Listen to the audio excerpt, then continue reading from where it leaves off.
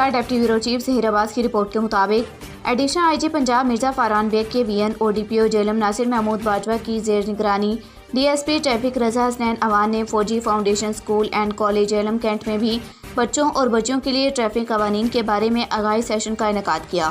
ان کے ہمراہ انسپکٹر محمد عدنان اور chairman youth assembly for human rights ضلع جیلم عبدالغفور چوہان بھی تھے۔